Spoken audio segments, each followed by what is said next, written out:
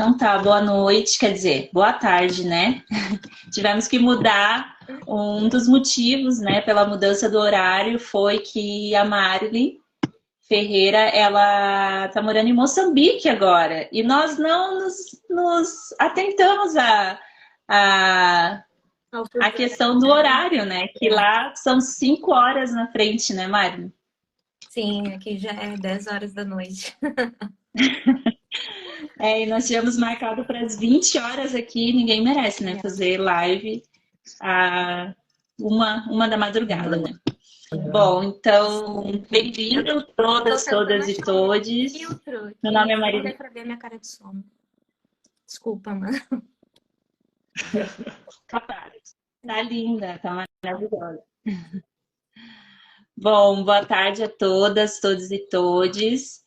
Mais uma vez aqui no Coletivo Sankofa, com esse projeto incrível do Negrejando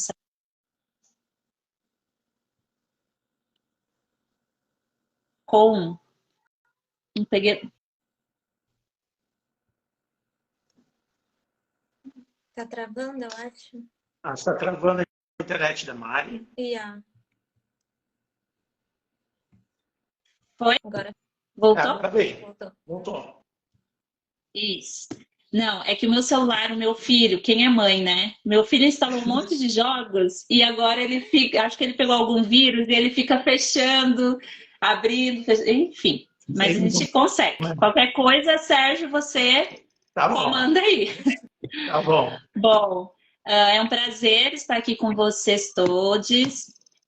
Mais um programa, né? Mais uma vez, dividindo esse espaço junto com o Sérgio e agora com a Marilyn Ferreira, que é fotógrafa e produtora, e a minha irmã, né, gente? Então, assim, eu vou tietar mesmo, tá? E estou do lado dessas duas pessoas que eu admiro bastante e que tem uma conexão entre elas, que é o audiovisual. Então, eu queria que vocês se apresentassem, falassem um pouquinho de vocês. Sim. Tenha vontade, pode falar.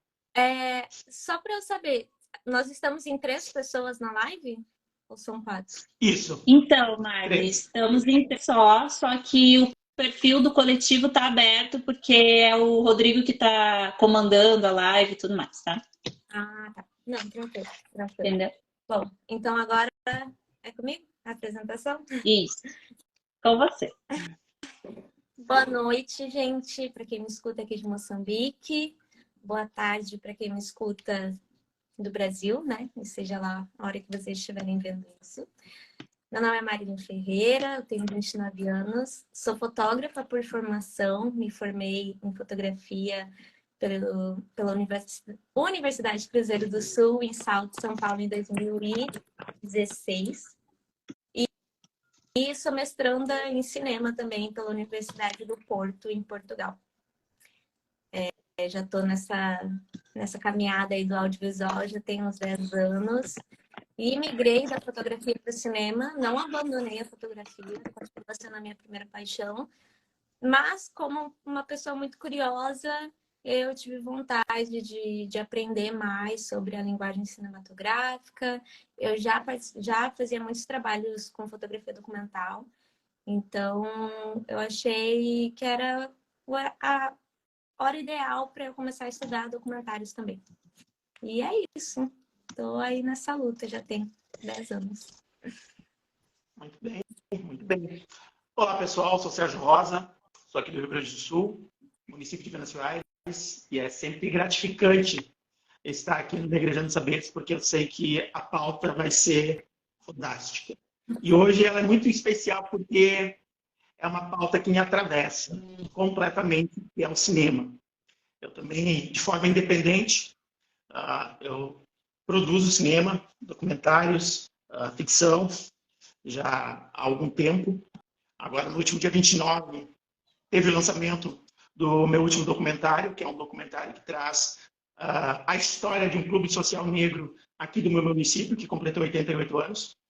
E estar aqui, podendo conversar com alguém que é da área de cinema e com alguém que é da área da educação, com certeza esse bate-papo só tende a render e muito, porque por mais que pareçam diferentes, são duas realidades que têm muita conexão. Sim.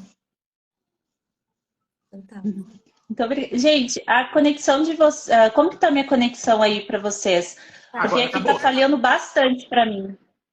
Ah, tá. Tá, então vamos seguir assim. Qualquer coisa vocês me. Bom, acho que eu tô aqui, gente, de penetra, tá? Porque vocês dois são totalmente do audiovisual e eu como uma educadora, mas estou aqui como fã de vocês dois, do trabalho de vocês dois, tá? Marilyn, você teve um trabalho muito incrível, que eu admirei bastante como irmã, tá, gente? Estou falando como irmã mesmo. Que foi o teu trabalho de conclusão de curso Gigantes Ocultos. agora travou. Gigantes Ocultas. Agora travou. Mas ela, pelo jeito, ela ia perguntar sobre o teu trabalho, Foi? Gigantes Ocultos. Isso. Foi, galera? Yeah. Tu ia perguntar para ela sobre Gigantes Ocultos, né? Isso, sobre as Gigantes Ocultas, que retratou, né, a vida de catadoras de materiais recicláveis. E eu queria que você falasse um pouquinho de onde surgiu essa ideia, como que foi toda a questão da produção. Fala um pouquinho pra gente desse momento que também teve exposição, né, em São Paulo, no Rio Grande do Sul, e numa revista Irlandesa. Isso, isso aí. Bom, Gigantes Ocultas foi, acho que, divisor de águas assim na minha vida. Foi quando eu decidi que eu queria trabalhar com produção de fotografia documental e documentários também, né? Eu estava terminando o curso de fotografia, no qual fui bolsista do ProUni, né? Uma iniciativa do governo que ajuda nós, da periferia, a ingressar na faculdade. Minha mãe sempre incentivou muito a gente a estudar. E o Gigantes Ocultas foi um projeto que só aconteceu porque tinha muitas mãos envolvidas. Sozinha, eu definitivamente não teria feito. E aí partiu da iniciativa de entrevistar catadores de materiais recicláveis de uma cooperativa lá no interior de São Paulo, em Itu, que é a Comarei. E lá eu apresentei o projeto. Quando eu apresentei o projeto, o documentário, eu acho que ele vai concordar comigo, a gente não tem ideia do que vai acontecer depois que a gente apresenta, né? A gente não tem controle, porque as pessoas podem aceitar, durante o caminho elas podem desistir, né? Então, é uma situação, é uma linha bem tênue. E quando eu apresentei esse projeto, 6 mulheres abraçaram o projeto, 6 catadores de materiais recicláveis. Inclusive, eu quero frisar isso, de que elas são catadoras de materiais recicláveis e não catadoras de lixo, porque lixo é aquilo que não se recicla, né? Então, eu fui lá na cooperativa, conheci o trabalho delas, passei a ver, a separar o material reciclável do orgânico aqui em casa, porque eu via a importância que tem para elas, né, para a cooperativa. E aí 6 mulheres abraçaram o projeto. E aí eu pedi para elas escreverem do jeito delas mesmo um personagem que elas gostariam de se tornar, né? E aí, assim, a imaginação delas me surpreendeu, porque tinha uma que eu pensava que ia querer tal personagem, ela pensou outro, sabe? Que é a Mazinha, por exemplo, que era uma senhora de uns 60 anos. E aí eu tava pensando em uma coisa super clean para ela, sabe? De tons rosé. E ela escreveu que ela queria quero ficar parecida com a Morgana da família Addams. Então, assim, foi muita surpresa e ainda bem que eu fiz essa troca com elas, ainda bem que essa oportunidade delas escreverem com as palavras delas mesmo rolou, porque assim eu pude atender as expectativas dela, né? E aí, eu e o Marcelo, que é outra pessoa, outro figurinista que abraçou o projeto, ele faz figurinos para o Carnaval de São Paulo e do Rio, ele decidiu me ajudar. E desde o início eu não queria fazer, eu queria que elas vissem que a arte não é distante do trabalho delas, porque eu acho que qualquer um tem capacidade de ser artista. E quando a gente fala sobre catadoras de materiais recicláveis, a gente acha que é algo que está muito distante da gente. Na verdade, a gente precisa do trabalho dessas pessoas, né? E aí, eu não queria fazer algo no Photoshop. Eu queria que elas participassem desse processo. Porque senão, qual é a graça, né? Elas continuariam se sentindo distante da arte. Então, depois que elas escolheram os personagens, eu conversei com o Marcelo.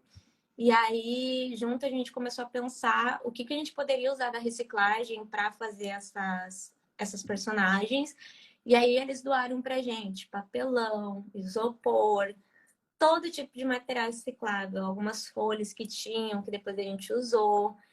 E foi uma construção, assim, muito brilhante.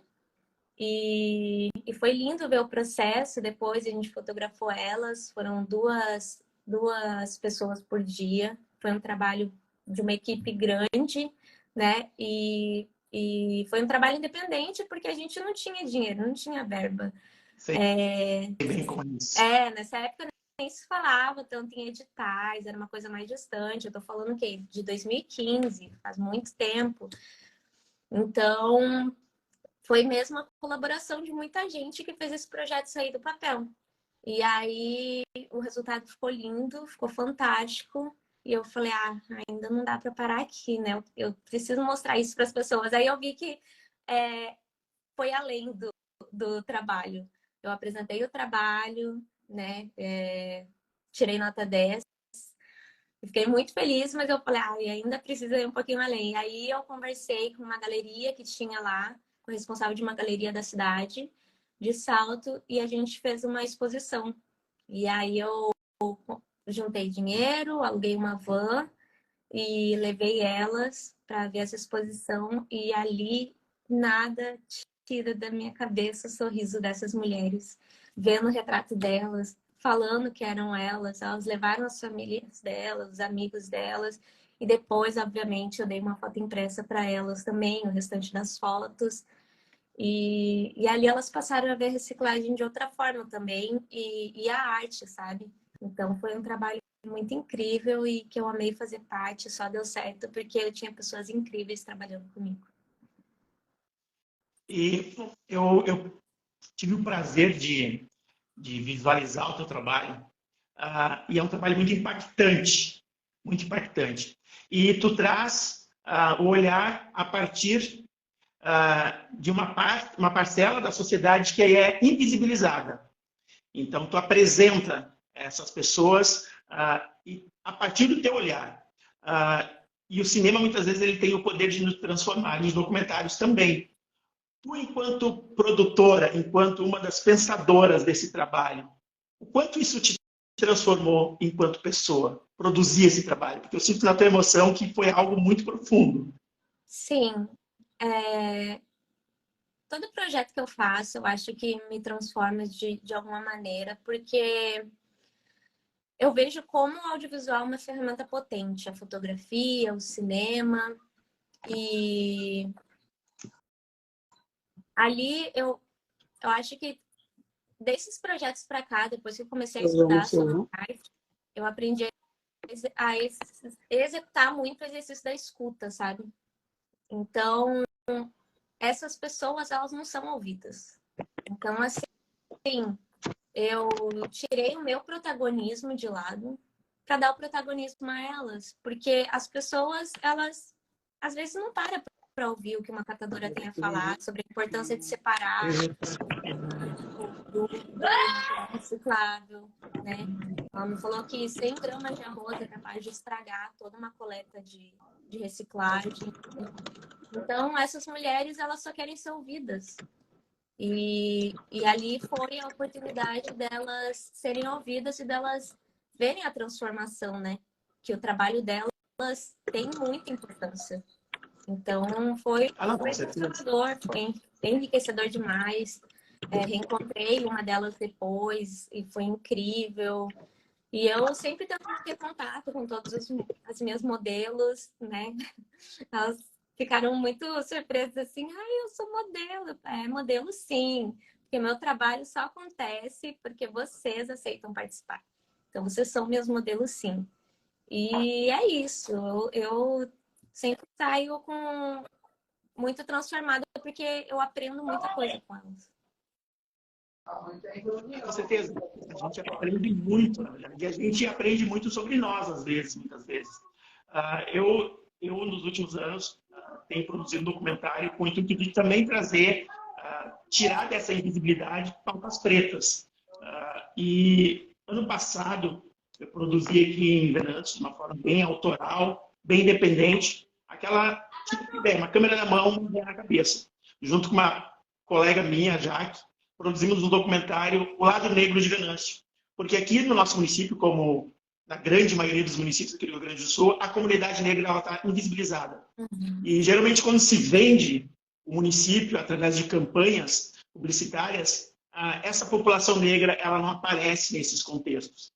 E daí surgiu um material ano passado e a partir dessa indignação que aquele material me provocou, nós começamos a produzir um documentário com o intuito de tirar essa voz preta, esse corpo negro da invisibilidade aqui do meu município. Partindo desse princípio, como tu percebe o documentário como ferramenta e instrumento de transportar essas vozes que muitas vezes estão lá, latente, mas que não são ouvidas? Como tu percebe o papel do cinema e principalmente do documentário nesse contexto? Então, essa pergunta ela é muito importante, até porque você falou sobre essas histórias pretas que não são contadas, ou quando são contadas a partir da perspectiva de pessoas brancas. E aí é totalmente estereotipada, né? Então, eu acho que nós que temos a vivência, que somos pessoas negras, que temos famílias, né? Então, eu acho que, independente do trabalho que a gente faça, sempre vai ter uma parte da gente naquele trabalho, né? Não é a visão do outro. A gente está muito acostumada a ver a visão do outro no cinema. E isso me incomodava profundamente, assim, porque o que acontece depois, né? O documentário do Vicky Muniz, O Lixo Extraordinário, foi quando eu conheci o trabalho do Tião Santos, que era um dos diretores, né, da reciclagem que existia no Jardim Gramacho. E a mulher do Vicky Muniz, uma hora ela provoca ele e fala, tá, e depois? Quando acabar isso? Quando acabar o documentário? O que vai ser? Porque você vai seguir fazendo as suas exposições em galerias internacionais e eles vão continuar lá no lixão, né? Que era chamado de lixão, o Gramacho. Então, foi aí que levou o Tião Santos também para a exposição e tudo isso. Então, isso me intrigava muito, assim, o que acontece depois? Porque esse olhar de fora, ele provoca, e aí ele tem o depoimento dele, vai embora, e o que fica para a comunidade, sabe? Então, eu nunca quis fazer nada que não desse um retorno para a comunidade. Minimamente que seja uma exposição, que seja a exibição de um filme. Eu acho que essa é a nossa obrigação. Porque se eu consigo fazer cinema hoje, é porque quem veio antes de mim lutou para que isso acontecesse, né? Então, eu não posso me vender para o sistema e achar que é ok a gente ficar batendo palma para filme de branco que conta uma história estereotipada. Eu acho que a gente tem que fazer esse movimento, sabe? A gente que vai percebendo como que funciona e fazendo um movimento mesmo de adentrar, sabe? Tipo, eu, por exemplo, pelo tom de pele que eu tenho, eu consigo acessar muitos espaços. Então, depois de eu estar naquele espaço, eu quero trazer gente preta de pele retinta. Depois disso, eu quero trazer pessoas trans, entendeu? Mulheres gordas. Então, eu acho que a gente tem que usar essa oportunidade para trazer visibilidade, porque a luta é coletiva. Se a luta é coletiva, a vitória também tem que ser. Eu acho que é isso, né? Porque eu já estava saturada de ver essas histórias contadas do ponto de vista de quem não tem aquela vivência. Principalmente filmes sobre periferia, sobre pessoas pretas, sobre genocídio. Então, eu acho que é isso, assim. Eu acho que o cinema ele é uma ferramenta importante para lutar contra o esquecimento e também para a gente dar não sei se é muita ambição falar esperança, mas assim, eu que vim de uma família periférica, tive a oportunidade de sonhar em fazer cinema e estou realizando agora.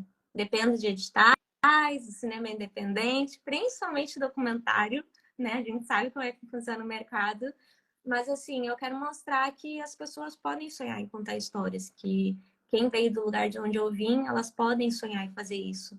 A gente só precisa de oportunidade, não se trata de talento, se Com trata de certeza. oportunidade. E temos muitas histórias para contar, na verdade, né?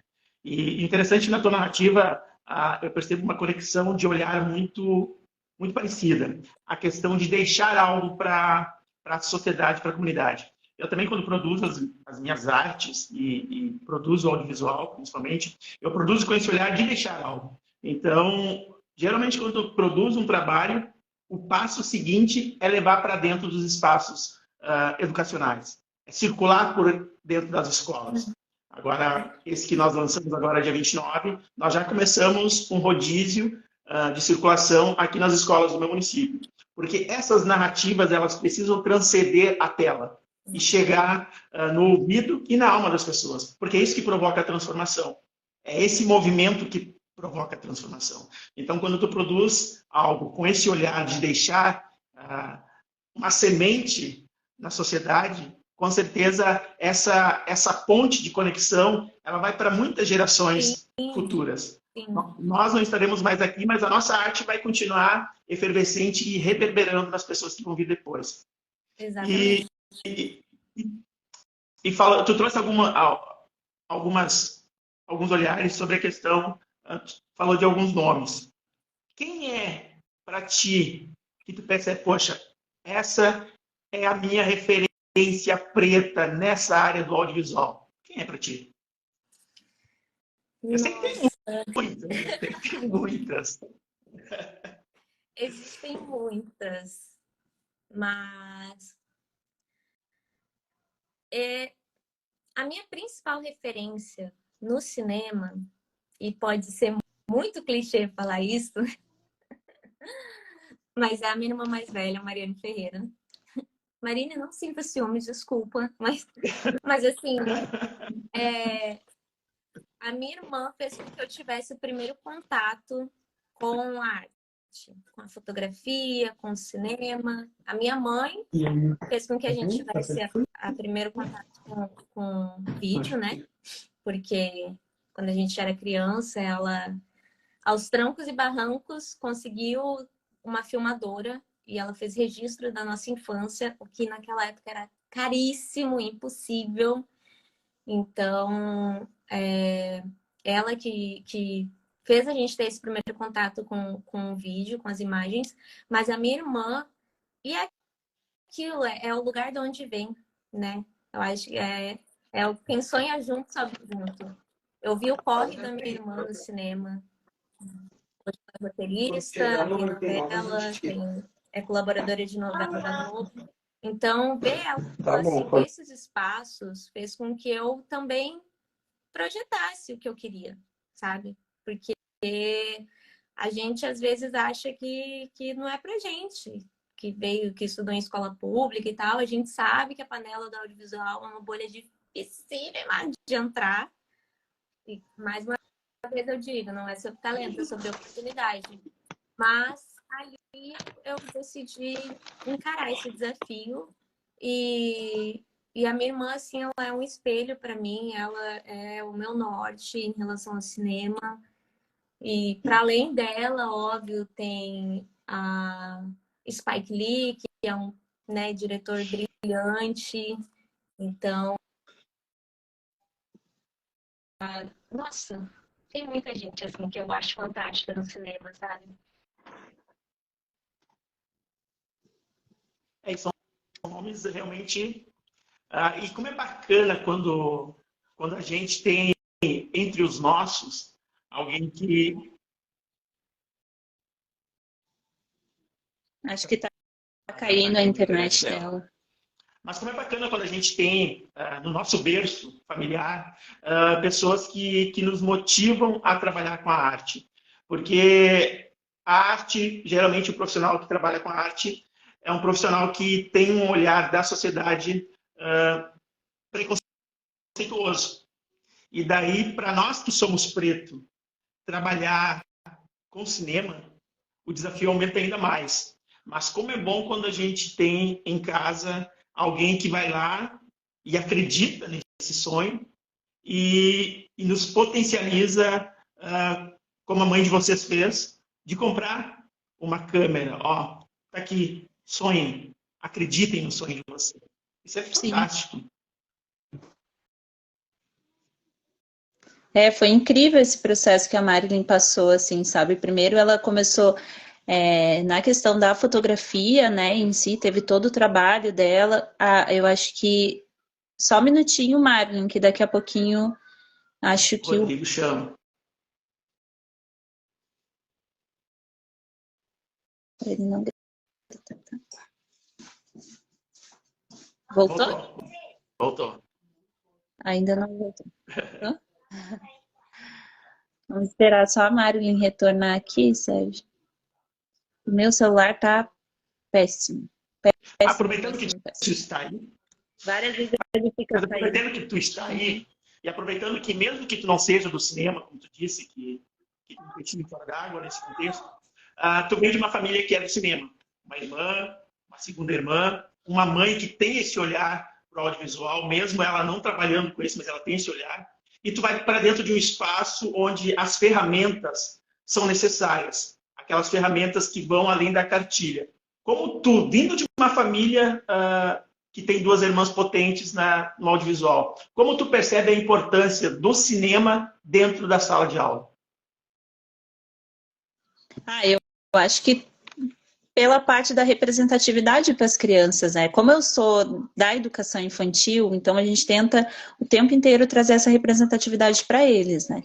Então, assim, poder, por exemplo, agora lançou agora não, né? Porque já faz um tempinho, aquele filme Encanto, que traz toda aqueles personagens incríveis, representativos e tudo, poder usar dessa ferramenta na luta também antirracista é fundamental, sabe? Então, eu sempre tento inserir esse contexto dentro de sala de aula, né? Eu acho que é uma ferramenta muito potente, assim como a música também sabe?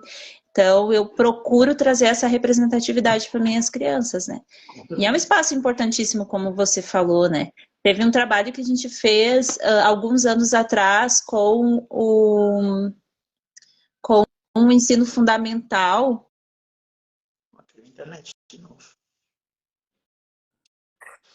É isso aí, pessoal. Internet. Sou mais, então. Desculpa, gente. Isso é o ao vivo, gente. É o ao vivo. Exato. O meu vai cair aqui de novo. Então, volto a pergunta para ti. Agora, como... Só para eu não citar apenas exemplos, referências estadunidenses, aqui do Brasil, a minha grande referência é a Renata Martins e o Vinícius Silva também. O Vinícius Silva, ele tem um filme chamado Deus, que, assim, é um filme que as pessoas precisam assistir, um documentário muito incrível. E a Renata Martins, ela tem um filme Sem Asas também, que ganhou vários prêmios e ela tá brilhando, dirigindo vários projetos na Globo. Então, essas são minhas referências no documentário, né? E a Mariana é minha referência no audiovisual e na vida. Eu não sei, eu não peguei algumas coisas aqui, fica caindo o tempo todo. Mas, sim, gente, estou indignada porque minha internet não está colaborando, meu celular não está colaborando. Eu não sei se tu comentou um pouquinho, Marilyn, daquele projeto Véu da Noiva. Não sei se o Sérgio perguntou. Mas acho interessante você trazer também, que traz toda a questão da igreja em si, né? Então foi uma parte bem delicada, assim, sabe? Então eu queria que você falasse um pouquinho como que foi, que você atuou como produtora, né? Junto com a... Ai, agora me fugiu o nome dela. Isso. isso. Queria que tu falasse um pouquinho. Então, né? Quem diria que meu trauma me daria um trabalho? Eu acho que se resume a isso. Mas o Véu da Noiva é um projeto da minha amiga fotógrafa Luísa Dor, uma fotógrafa incrível também que fez eu me apaixonar pela fotografia documental. O olhar dela, para mim, é fantástico. E esse foi um projeto que ela desenhou para entrevistar mulheres da congregação cristã no Brasil, que é uma das religiões mais ortodoxas, né? Então, que é aquilo, o homem separado da mulher, a mulher usa véu, não pode usar calça e tal. Só que ela não conseguia chegar até essas pessoas, justamente porque tinha essa barreira de só conversar com quem é dali, o mundo é perigoso, o mundo. E aí, conversando uma vez com a Luísa, e ela me falou sobre esse projeto, sobre essa igreja, eu falei, então, Luísa, eu fiz parte dessa religião por 18 anos. E ela, mentira! Amiga! E a gente estudou junto no Rio Grande do Sul, fotografia. Então, a gente tem uma amizade aí de muito tempo. E aí, ela me chamou para participar desse projeto.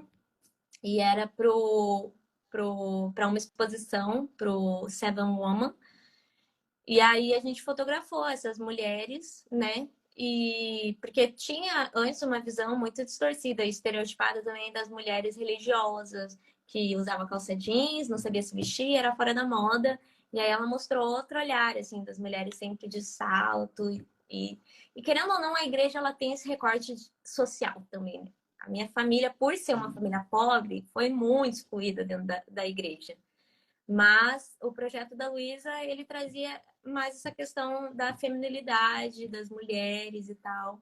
E aí foi um projeto que eu participei e ele foi exposto dentre uma das exposições. Eu participei em uma exposição lá na Noruega e no Festival Doc. E aí foi incrível, assim, ver que um trauma se transformou em trabalho no meu primeiro salário em dólares, né, em outra moeda. Mas foi uma vivência muito massa, assim. E contar essa história profissionalmente foi bem bacana e do lado de uma artista que eu admiro tanto. E como tu circula em outros países, e falando de cinema negro, a gente vê muito a questão dos Estados Unidos, principalmente, que chega até nós, né? Mas como tu percebe essa produção negrejada fora do Brasil, por onde tu tem passado, principalmente os países que tu tem circulado? Como tu percebe essa produção? Então, Sérgio, eu percebi, já tinham me falado, mas eu percebi nas minhas vivências que o Brasil tem uma síndrome de vira-lata gigante. E a gente admira muito o que é de fora e não valoriza o que é de dentro. E isso ficou mais latente ainda quando eu saí do Brasil para fazer mestrado em Portugal. Saí por várias questões, né? A gente sabe quem é que estava na presidência. Então, o Brasil era arriscado para gente que fazia conteúdo político.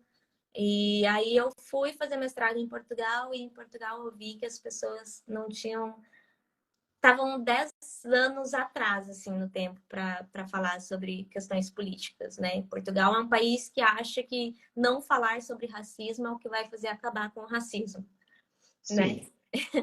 Consome Morgan Freeman e já era. Pronto, assim. Cinema negro e é isso. Então, eu pude ver como a gente outros lugares têm essa carência de informação e como o nosso trampo é importante para levar informação, sabe?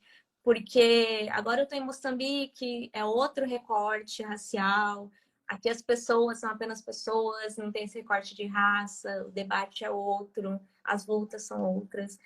Então, pelas minhas andanças, assim, a gente vai vendo as dificuldades que tem, né, naquela sociedade. A Irlanda também, questão de imigração. Eu fiz um projeto também lá na Irlanda com mulheres de mais de 40 anos. Mas eu sempre tento nos meus projetos em outros países escurecer os meus projetos. Entendeu? Independente do que eu vá falar. Vou falar sobre criança? Tá, vai ser crianças negras. Vou falar sobre homens, tá bom, vai ser sobre homem preto, entende? Ainda que não tenha essa discussão, tá bom, mas eu vou trazer para o centro essas pessoas, quero dar protagonismo para elas e levo elas para participar do projeto, sabe? Porque é isso, o Brasil, a América em si enfrenta, né, há muitos anos, nunca aconteceu uma reparação para o genocídio do povo negro. Então, a discussão que a gente tem no nosso país ela é muito diferente da discussão que tem em outros países. Entretanto, eu acho que é um problema em outros países não falar sobre isso, porque a Europa, por exemplo, é responsável pelo genocídio. Então, Portugal foi construída à base do sangue do povo preto, do povo indígena, né, da exploração. Então, eu faço essa provocação mesmo lá na Europa, por onde eu passo, porque eu acho que se a gente, mais uma vez, se a gente tem essa ferramenta, a gente tem que saber como usar, né? Então, com certeza. Eu acho que é esse meu papel com o cinema. E é importante a gente trazer essas pautas sociais, as pautas raciais, trazer e colocar na vitrine. Né? Como você falou, se é um tema que ainda não foi abordado, bom, é sinal que esse tema merece ter uma abordagem. E pegando o gancho que tu falou antes, que a gente vem de uma realidade política de 4 anos muito turbulentos e perigosos, nesses 4 anos políticos e mais 2 anos de pandemia, a produção cinematográfica aqui no Brasil, ela sofreu bastante durante esse período.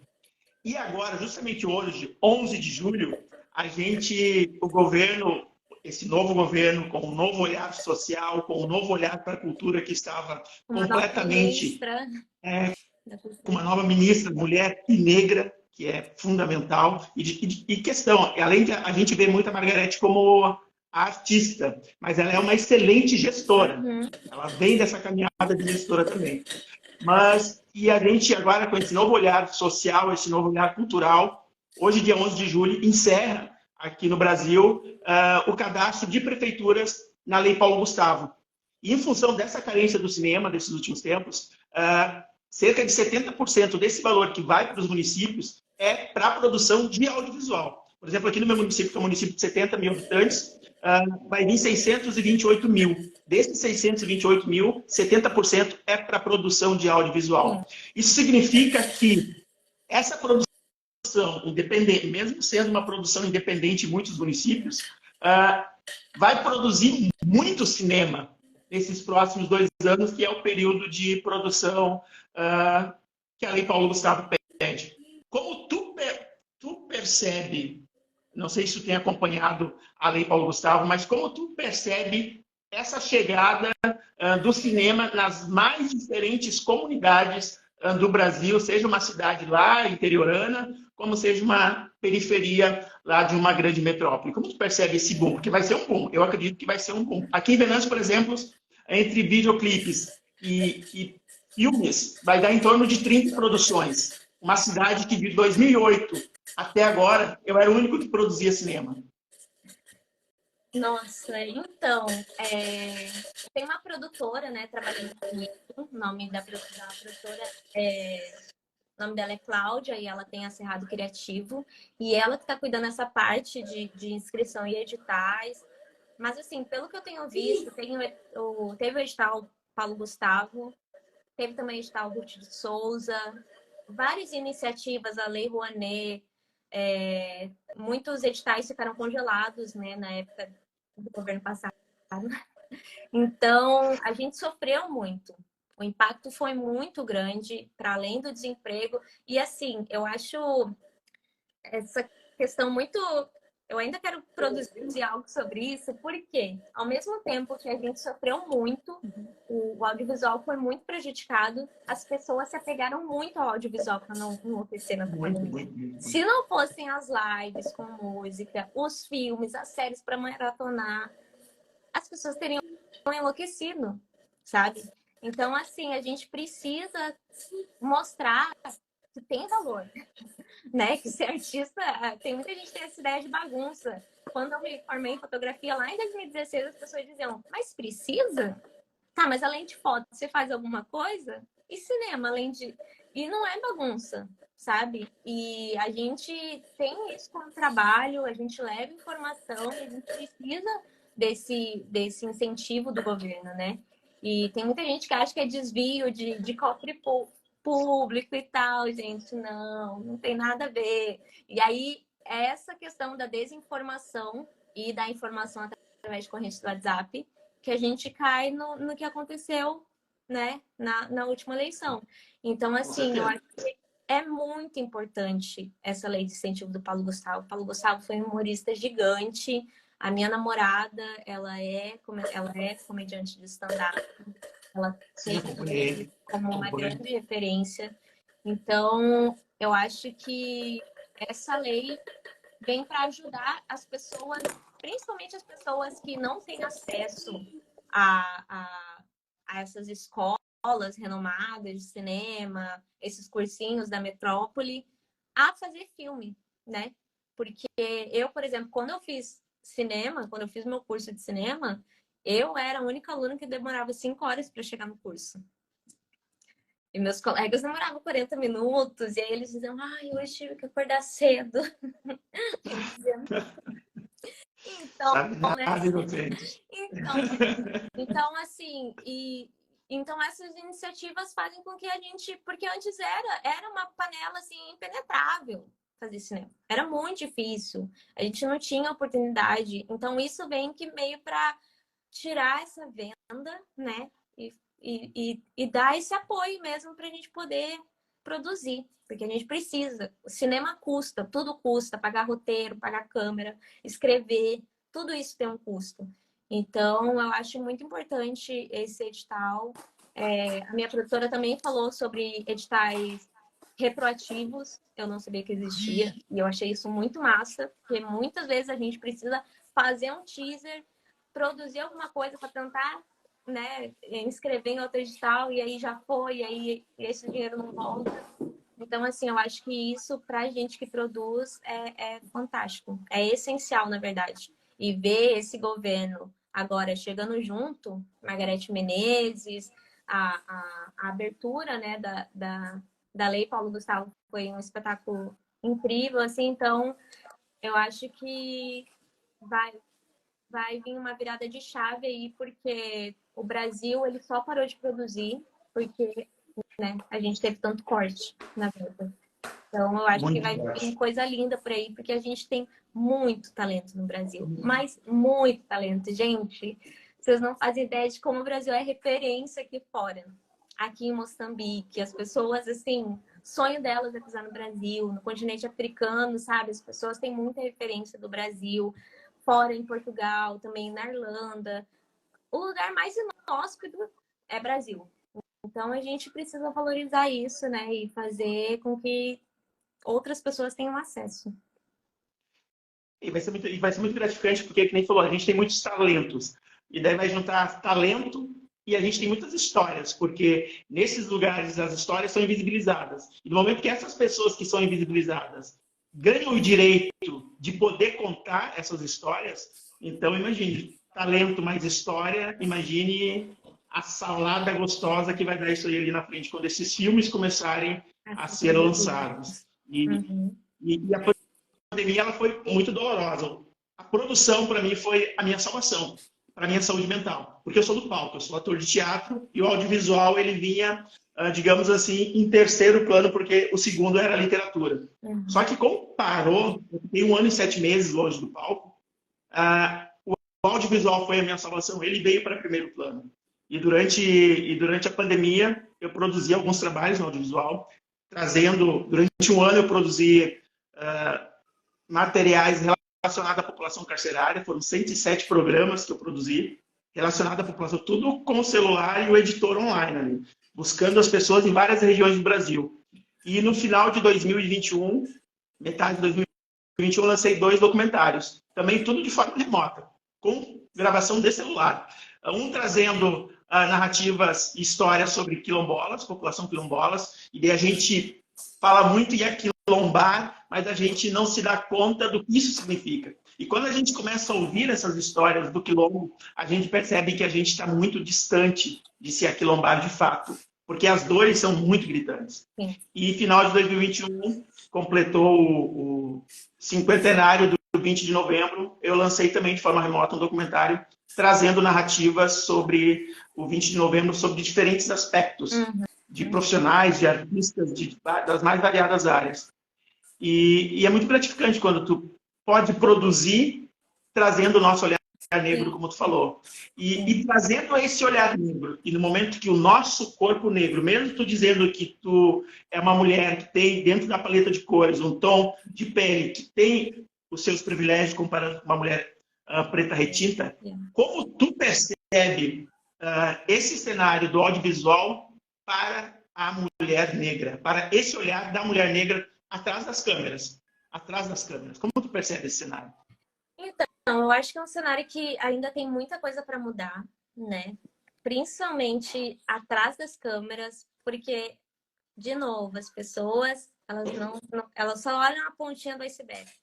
Então, a gente está tendo representatividade, pluralidade na frente das câmeras e atrás. Quem é que está contando essas histórias? De novo, as pessoas que assinam o cheque ainda são pessoas brancas, sabe? Eu acho que é muito legal você trazer que você fez cinema com o celular. Isso mostra, né, que o cinema tem muitas possibilidades. Existe até edital para cinema na vertical. Isso eu acho fantástico, assim. Então, eu acho massa a gente saber que a gente pode fazer com as nossas ferramentas. Porque, querendo ou não, essas ferramentas são caríssimas, sabe?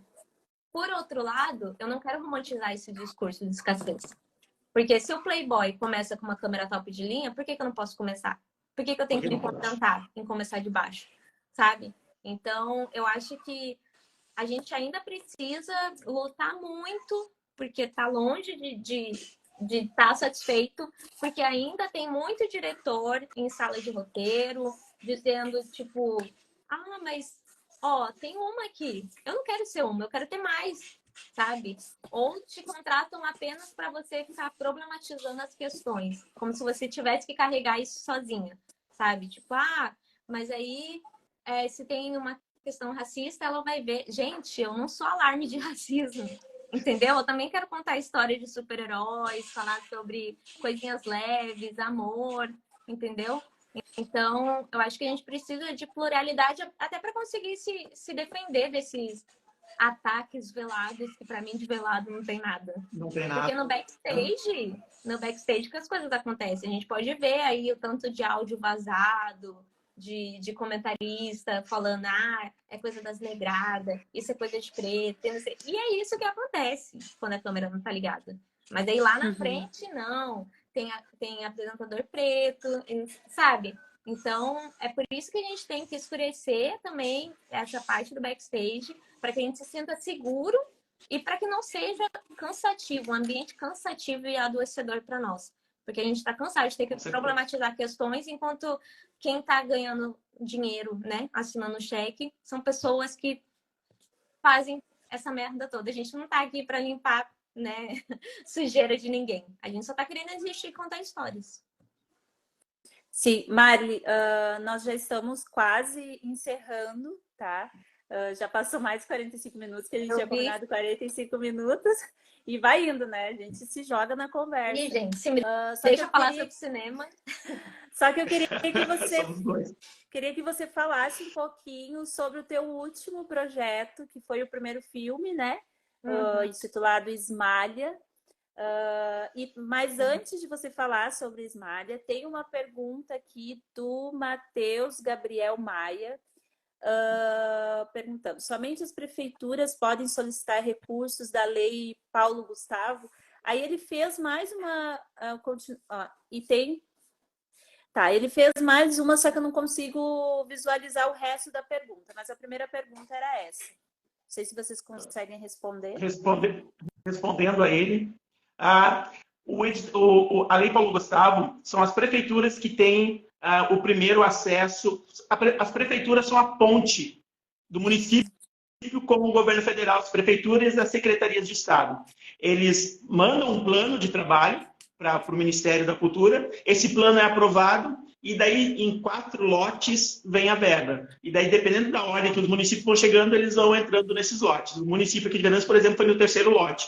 E daí essa verba vem para o município e os artistas e produtores locais, eles, tendo o município como o tutor desse dinheiro, digamos assim, mas o município ele não vai ditar as regras, porque é o corpo de artistas e produtores daquele município que vão dizer, ó, a gente quer um edital nesse formato para que aconteça dessa forma e para que todos sejam contemplados. E o bacana da Lei Paulo Gustavo também é que a prestação de conta, por exemplo, o município ele pode escolher pelo simples fato de terminou o filme, apresenta o filme que foi inscrito e está feita a prestação de conta. Não precisa de nota fiscal, de que pagou o cinegrafista, que pagou o edital, não precisa nada disso. O que antes, nos outros editais, isso inviabiliza a participação de muitos artistas, porque a maioria são independentes e, sendo independentes, muitos não têm a estrutura contábil.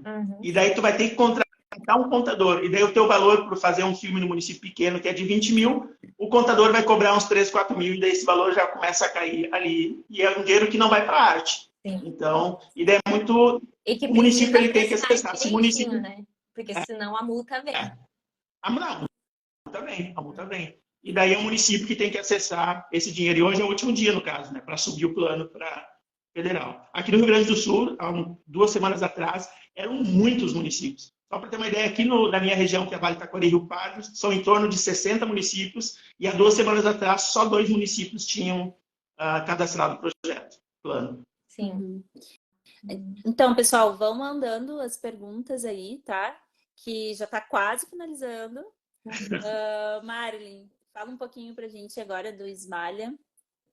Ai, gente, então, o Esmalha, ele é um projeto que foi muito difícil de fazer e por ser um tema muito delicado, é um tema que eu comecei a estudar ele em 2014. Mais uma vez, cinema leva tempo, projetos demoram para ser produzidos. E esse projeto ele se tornou mais latente quando eu me tornei tia de uma criança preta e que Esmalha fala sobre a violência do Estado contra a juventude preta e periférica. Ele é um projeto que eu desenhei para apresentar na minha tese de mestrado, em que eu vou defender a tese de como o cinema pode ser usado como ferramenta de política pública no combate ao racismo e à violência, né? E esse projeto eu vim pesquisando sobre a violência no país. Foi um projeto independente que eu fiz sem recurso financeiro, sem edital, porque eu tinha, né, o tempo para fazer ele enquanto eu estava morando no Brasil. E eu contei com a ajuda assim, de mães que confiaram no projeto. Mais uma vez, cinema, o documentário só acontece se outras pessoas abraçam o projeto junto com você. Só que esse projeto ele foi muito delicado porque ele falava da perda dessas mães, né? Ele fala sobre a luta delas, mas fala sobre a perda delas, os filhos que elas perderam para a violência do Estado, se foram julgados ou não. E então eu tinha que ter muito cuidado, porque eu sabia que essas mães elas já tinham vindo de um maltrato da imprensa gigantesco, né? Porque o jornalismo, às vezes são verdadeiros abutres, assim, na hora de entrevistar essas mães, fazem elas sangrar, dão as costas e é aquilo, o que volta para elas, né? Então, esse projeto eu tive que ter muito cuidado para entrevistar essas mães. E foi um projeto que eu tentei, de todas as formas, ser o mais profissional possível, mas, assim, o nosso lado humano, ele não tem como, sabe? Eu chorei mesmo, a hora que eu vi as camisetas, o principal assunto é sobre como essas camisetas, eu estou usando a camiseta do movimento Os Novos que Perdemos, que é daquele baile funk lá de Paraisópolis. E assim, o Brasil, ele é o país que mais faz camisetas com o rosto de vítimas de violência, né? E essa história, ela me intrigava muito. Quem eram essas pessoas que estavam estampadas? Porque majoritariamente eram pessoas pretas e periféricas. E quando essas mortes acontecem na periferia, é um movimento que acontece instantaneamente, né? Toda a periferia começa a usar. Então a dor, ela se torna coletiva. As pessoas podem não se conhecer, mas elas vestem a camisa. Porque é aquela sensação de amanhã pode ser meu filho, amanhã pode ser meu sobrinho, amanhã pode ser meu amigo, amanhã pode ser meu irmão. Então todo mundo entra nessa luta. E muitas mães doaram as camisetas para participar do filme, para eu conseguir fazer os takes. A princípio, eu iria falar sobre a violência do estado de São Paulo e do Rio de Janeiro, mas, mais uma vez, cinema custa, documentário custa, qualquer coisa que você vá fazer tem um preço. Então, eu preferi concentrar a minha atenção nas famílias de São Paulo, né? E aí eu contei com 5 mães que perderam os filhos para vítimas de violências do Estado. E esse filme, Ismalha, ele foi feito por conta o título, né? Ele em hebraico significa Deus ouve. E ele é alusão à música do Emicida, né? Que ele fala sobre o poema Ismalha de Afonso de Guimarães, onde ele transforma Ismalha em uma mulher preta que chora a morte do filho, né? Então a gente agora o documentário ele está em pós-produção, né? Essa parte eu acho que a gente fica mais ansioso para ver o resultado do filme, mas assim, eu lidei com uma equipe fantástica, com produtores, de novo, foram pessoas que abraçaram o projeto e eu precisei ter muito cuidado. E eu queria só enfatizar que Ismael, ele não é sobre perda, ele é sobre afeto. Porque quando a gente vê a entrevista dessas famílias, a gente vê apenas a imprensa falando sobre morte. Mais uma pessoa é morta na periferia, mais um jovem, mais um... E quem são essas pessoas? Então, eu quis falar sobre afeto. E quando eu falei isso com as mães, elas falaram: nossa, a gente passa tanto tempo lutando por justiça por conta da morte deles que a gente esquece de falar sobre a vida dos nossos filhos. E ali foi um momento que elas se sentiram seguras para falar. Falar como que era a risada, os costumes, as músicas que gostavam de ouvir, os amigos, sabe? O estilo, o perfume. Então, ali elas tiveram esse espaço, entendeu? Porque eu E eu queria acho que é um saber... dos pontos mais incríveis, né, Mari? Que, de poder dar voz, né, para essas mães falar de como eram os seus filhos, né? Porque geralmente se fala depois o pós, né? Não o anterior, a vida deles, como eles levavam a vida, o que eles gostavam, né? Eu achei incrível a Sandra, agora passa muito rápido aqui, a Sandra de Jesus tá aqui falando que você foi incrível, foi uma mulher maravilhosa, que acolheu o Ismael, acolheu essas mães. Então, é o poder do cinema, né? Sim. Pode falar, Sérgio. E eu sinto que essa produção ela parte daquela palavra muito pouco usada, mas muito vivenciada entre as mulheres negras. Hoje em dia se fala muito em sororidade, mas se esquece da dororidade. Eu acredito que essa tua produção ela tem muito disso, da dororidade. Tu se viu nessas mulheres e ousou se colocar no lugar delas. Sim. Não a partir da dor, mas a partir do acolhimento. E quando a gente vai com o acolhimento como instrumento de conexão, tudo se potencializa. Então, essas narrativas, esses olhares, essa sensibilidade, ela flora ainda mais. Porque a gente fala de uma dor, mas a gente fala dessa dor a partir de um outro contexto. Quem são essas pessoas? Contar as histórias dessas pessoas, sabe? E é muito gratificante quando a gente pode visualizar, mesmo que está sendo finalizado o trabalho, mas o nosso imaginário já visualiza, a gente já acredita que vem algo que vai nos fazer chorar muito quando a gente estiver assistindo. Porque nos toca, nos toca. Sim, e uma coisa que mexeu comigo foi que elas me agradeceram tanto pelo cuidado e eu falei, gente, isso é uma coisa que nem deveria acontecer, sabe? Porque como pode a pessoa não ter essa empatia de acolher o sofrimento, né?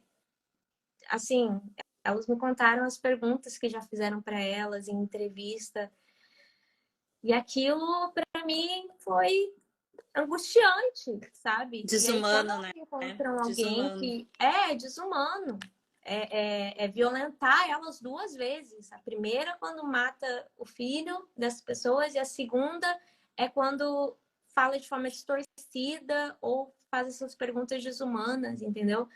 Então, assim, é, elas se sentiram tão acolhidas, eu expliquei todo o processo, falei que aquilo que elas não quiserem que entre no filme não vai entrar, sabe? Que o filme só vai ser divulgado com o aval de todas elas. Elas acompanharam exatamente tudo, então, e eu acho que é minha obrigação, porque eu só consegui fazer o Smile porque elas participaram, né? Porque elas decidiram contar as histórias. E, e eu acho que é um filme que vem para falar muito, muito desse afeto dessas mães, né? Porque quando a Agatha Félix foi assassinada, o avô dela falou: a minha neta ela fazia balé, ela estudava, e mesmo assim não foi suficiente, né? Então, essas mães elas vieram falar que os filhos trabalhavam, que os filhos jogavam bola, que os filhos cuidavam de outros filhos, né? Eram responsáveis enquanto elas trabalhavam. E mesmo assim o sistema quis interromper a vida dela. E eu acho que talvez é um apelo mesmo para que as pessoas tentem começar a ter empatia com essas histórias. Porque quando os bilionários morrem no submarino, o mundo para. Agora, quando se trata de morte de pessoas pretas, a gente deixa passar, né? E a gente não quer que essas mortes aconteçam. E é por isso que eu gravei Esmalha, porque se a gente esquece, a gente repete. Então, eu queria contar, mas eu queria contar a partir do ponto de vista delas, dando protagonismo para elas, e não para o policial que puxou o gatilho, e não para o depois, entendeu? E não para ir fazer a reconstituição dos fatos, que eu acho isso um absurdo com as famílias enlutadas, sabe? Então, eu acho que é um filme que vem para falar mesmo sobre o amor dessas famílias, que a gente esquece de reparar que aquele vazio fica, né? Esse filme ele não vai trazer o filho dela de volta, ele não vai ser um consolo, mas eu quero mostrar que esses jovens eles tinham uma vida, eles tinham uma família, eles tinham amor para receber e amor para dar, né? Então, o Esmalha é um filme sobre afeto, não sobre dor. Incrível, Marilyn. Incrível mesmo. Um trabalho lindo. O Emanuel, ele está perguntando qual é o impacto da cultura brasileira no cinema dos países africanos que você passou. Antes de você responder, Sérgio, não sei se você quer complementar alguma questão sobre o Ismalha também. É assim de dar vontade de já assistir quando que sai, queremos estar lá, queremos compartilhar, enfim.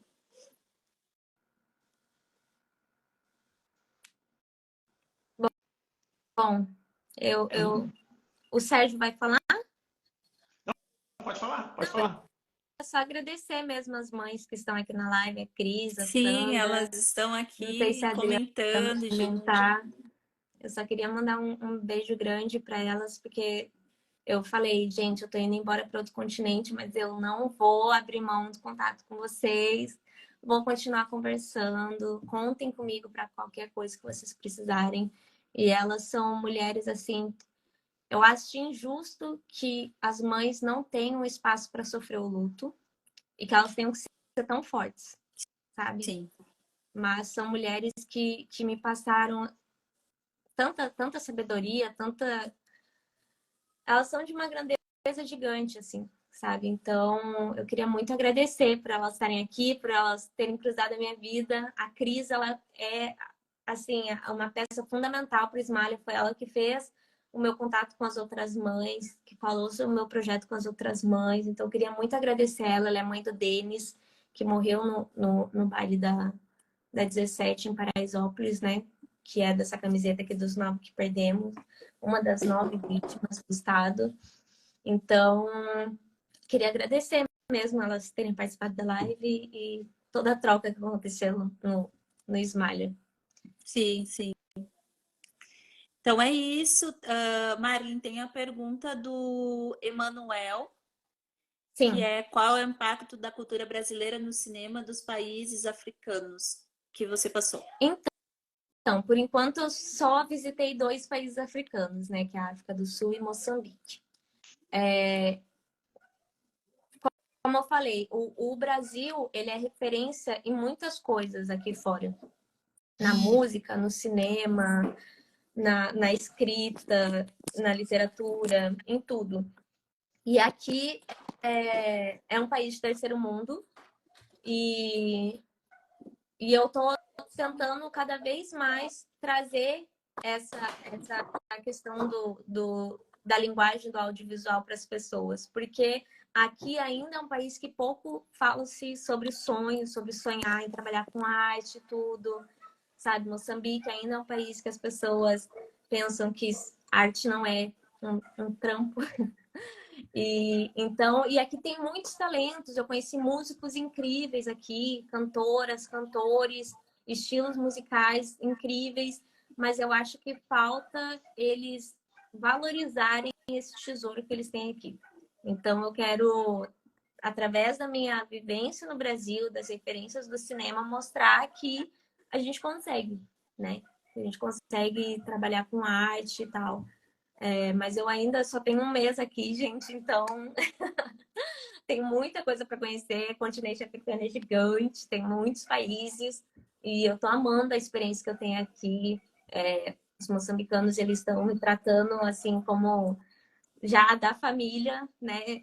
Todo mundo me chama ou de irmã ou de cunhada, até por conta da Mayra, né? E é isso, eu acho que eu vim para cá mesmo com o propósito de fazer com que as pessoas entendam sobre arte e encarem esse desafio de trabalhar com arte, né? E também valorizem os músicos locais, porque aqui se consome muito que é de fora. E eu quero muito que eles consumam o que é de dentro. Filme moçambicano, novela moçambicana, música moçambicana. Eu acho que é muito necessário, né? Porque eles têm muitas riquezas aqui. Falou em propósito, e eu vou te perguntar sobre sonhos. Qual é o teu sonho, olhando tudo que tu já fez e para onde tu quer ir? Qual é o teu grande sonho dentro do cinema, dentro das tuas produções? Qual é o teu grande sonho olhando para o futuro agora? Nossa, Sérgio, veio com perguntas hoje bem impactantes, mas acho que o meu maior sonho é a transformação mesmo. E não a transformação gigantesca, assim, de mudar o mundo, nada, mas de poder mudar a minha volta, por onde eu passo. Porque eu já morei em muitos lugares, já viajei muito. Então, assim, se eu puder impactar uma pessoa com o cinema, com a linguagem audiovisual, fazer com que ela sonhe, né, em contar histórias, ou que ela perceba mesmo as atitudes dela como um ato político, porque depois de todo o cenário político no Brasil, a gente pode perceber que tudo é um ato político. Então, se eu puder ir transformando cada canto por onde eu passo, impactando uma pessoa que seja, eu já estou com o meu sonho realizado. Eu não tenho pretensão de ganhar um Oscar, porque eu acho que é um trabalho de formiguinha. A academia ainda é muito racista, a gente sabe como é que é, a gente que estuda tudo isso, então tem que ter um pezinho no chão ali.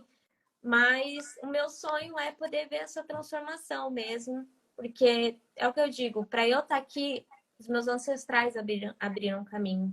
Então, se eu puder abrir caminho para as próximas gerações, eu acho que o meu trabalho está feito.